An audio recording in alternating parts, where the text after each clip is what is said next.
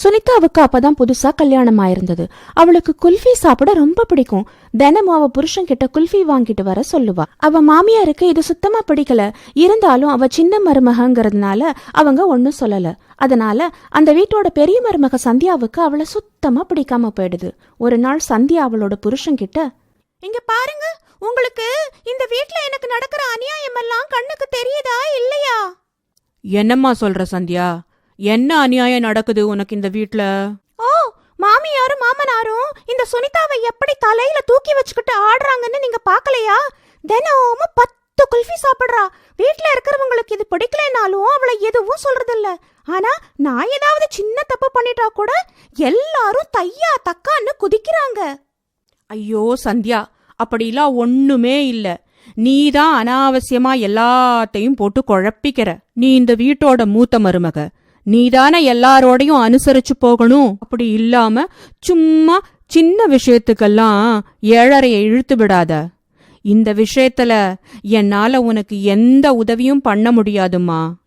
அப்படி சொல்லிட்டு சூரஜ் அங்கிருந்து போயிடுறான். சந்தியா கோபத்தோட சமையக்கட்டுக்கு போய் முணுமுணுத்துக்கிட்டே சப்பாத்தி மாவை பிசைய ஆரம்பிக்கிறா. அப்ப சுனிதா குல்ஃபி சாப்பிட்டுக்கிட்டே அங்க வரா. அவளை பார்த்ததும் சந்தியாவோட கோபம் அதிகமாயிடுது. அவ சுனிதாவை இடிச்சு தள்ளி விட்டுறா. அதனால சுனிதாவோட குல்ஃபி மாவுல விழுந்து மொத்த மாவும் வீணாயிடுது. ஐயோ, என்ன பண்ணி வச்சிருக்க? அட கடவுளே, குல்ஃபியிலேருந்து கொஞ்சம் மூளைய வேற விஷயத்துலயும் செலுத்து. அப்புறம் எல்லாரும் அவங்க ரூமுக்கு போயிடுறாங்க. சுனிதாவை ஏதாவது செய்யணும், இவளோட ஆட்டத்தை அடக்கணும். ராத்திரி சுனிதா ஃப்ரிட்ஜ்ல இருந்து குல்ஃபி எடுத்துக்கிட்டு அவ ரூமுக்கு போகும்போது சந்தியா வீட்ல இருக்கிற எல்லா லைட்டையும் மொத்தமா அணைச்சிட்டு அவகிட்ட மெதுவா போறா. அட, இந்த லைட் எப்படி ஆஃப் ஆச்சு? அப்போ சந்தியா பின்னாடியிலிருந்து ஒரு கத்தியால சுனிதா குத்திடுறா. சுனிதா செத்து போயிடுறா. அப்புறம் சந்தியா வீட்ல இருந்த சாமானை எல்லாம் இங்க அங்கன்னு இறச்சி போடுறா. ஏன்னா அப்பத்தானே யாரோ திருடங்க வீட்டுக்குள்ள வந்த மாதிரியும் அவங்க சுனிதாவை கொன்னு போட்ட மாதிரியும் இருக்கும். அப்புறம் லைட் எல்லாம் ஆன் பண்ணிட்டு சுனிதாவை அப்படியே விட்டுட்டு அவளோட ரூமுக்கு போயிடுறா. சுனிதாவோட புருஷன் அவளை தேடிக்கிட்டு சமையக்கட்டுக்கு வந்ததும் அதிர்ச்சி ஆயிடுறான். சுனிதா, சுனிதா, உன்னை யாரும்மா இப்படி பண்ணாங்க? எதுக்கும்மா இப்படி பண்ணாங்க? நீ யாருக்கும் எந்த கெடுதலும் பண்ணலையேம்மா. சுனிதா, சுனிதா.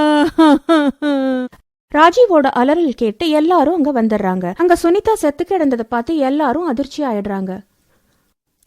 அட கடவுளே, இப்படி ஆயிடுச்சு என் தங்கச்சிக்கு. நான் எப்பவுமே இவளை என் தங்கச்சியா தானே நினைச்சுக்கிட்டு இருந்தேன். யாரையும் என் தங்கச்சியை கொன்னது? மருமகளே, என் செல்ல மருமகளே, யாரும்மா உன்னை இப்படி கொன்னா? எல்லாரும் சுனிதா செத்ததுனால பயங்கர துக்கத்துல இருந்தாங்க. அப்போ நீங்கள்லாம் ஒரு விஷயத்த கவனிச்சிங்களான்னு தெரியல. இங்க பாருங்க, எல்லா பொருளும் எரிஞ்சு கிடக்கு. எனக்கு என்னமோ ஏதாவது திருடங்கிரடம் வந்திருப்பான்னு தோணுது.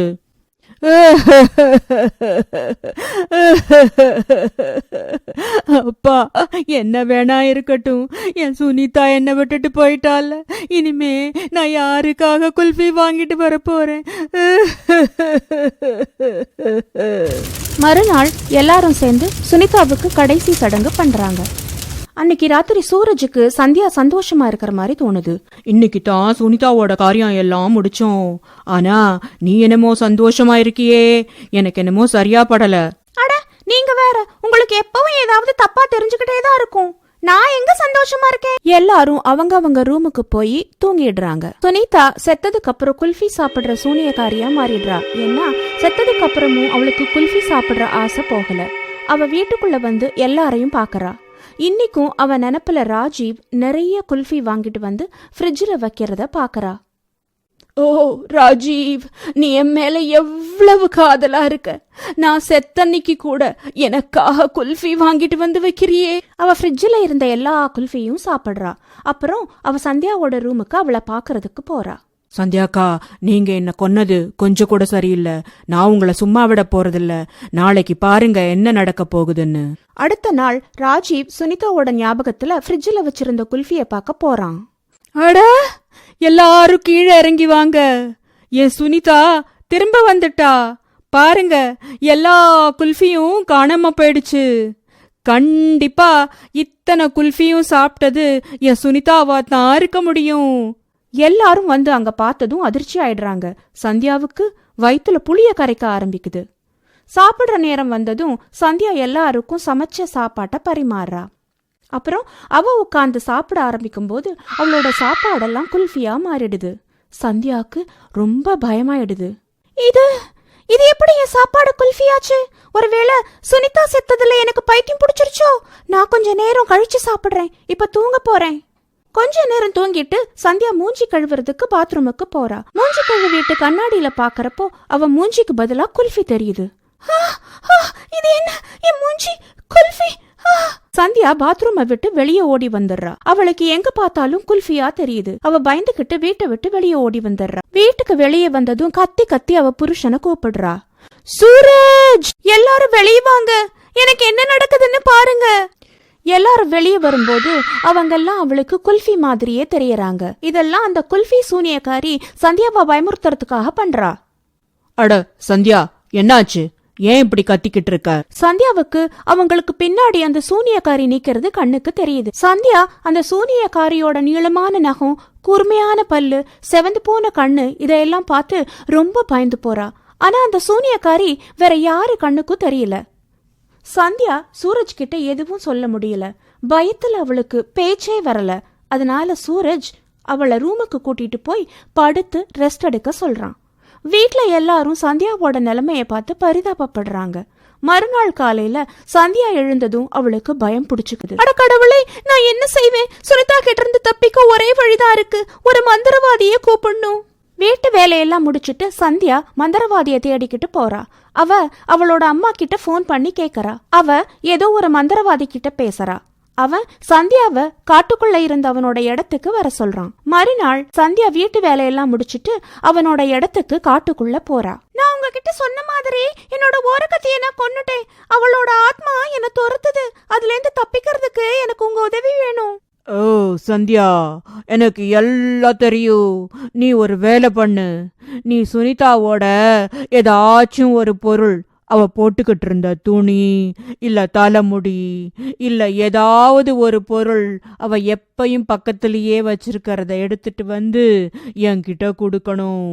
மந்திரவாதி சொன்ன மாதிரி சந்தியா சுனிதாவோட துணியை எடுத்துட்டு வந்து அவன்கிட்ட குடுக்கறா. இப்ப நான் மந்திரம் போடும்போது நீ என் கூட எனக்கு உதவி பண்ணணும். அப்பதான் அந்த ஆத்மா உன்னை விட்டுட்டு போகும். நீங்க எப்படி சொல்றீங்களோ நான் அப்படியே செய்யறேன். மந்திரவாதி மந்திரம் செய்ய ஆரம்பிக்கிறான். மண்ணால ஒரு பொம்மைய செய்யறான். அதுக்கு சுனிதாவோட துணியிலிருந்து கொஞ்சம் கிழிச்சு போடுறான். ஒரு பெரிய வட்டத்தை வரைஞ்சு அதுக்கு நடுவுல அந்த பொம்மையை எரிச்சு சுனிதாவோட ஆத்மாவை கூப்பிடுறான். குல்ஃபி சூனியக்காரி சீக்கிரமா அங்க வந்துடுறா. பயங்கர கோபத்துல இருந்த அவளோட சக்திய வச்சு அந்த நெருப்புல நிறைய குல்ஃபிய போட்டு அதை அணைச்சிடுறா. மந்திரவாதி அந்த சூனியக்காரிய பார்த்ததும் ரொம்ப பயந்து போறான். சந்தியாவை அங்கேயே விட்டுட்டு அங்கே இருந்து ஓடி போயிடுறான். என்ன மன்னிச்சுடு சுனிதா, நான் உனக்கு பெரிய தப்பு பண்ணிட்டேன். அதுக்காக நான் ரொம்ப வெட்கப்படுறேன். தப்ப சரி பண்ண முடியாது. என்ன மன்னிச்சிரு, என்ன கொன்னுறாத. நீங்க என்ன கொன்னது பெரிய தப்பு. ஆனா அந்த தப்புக்காக நீங்க வெட்கப்படுறேன்னு சொல்றீங்க. அதனால நீங்க என்ன கொன்னத வீட்ல எல்லாருக்கும் சொல்லணும். சரி சரி, கண்டிப்பா நான் எல்லார்கிட்டயும் சொல்லிடுறேன். சூனியக்காரி அங்க இருந்து போயிடுறா. சந்தியாவை தேடிக்கிட்டு காட்டுக்கு வந்த சூரஜ் அவளும் சூனியக்காரியும் பேசின எல்லாத்தையும் கேட்டுறான்.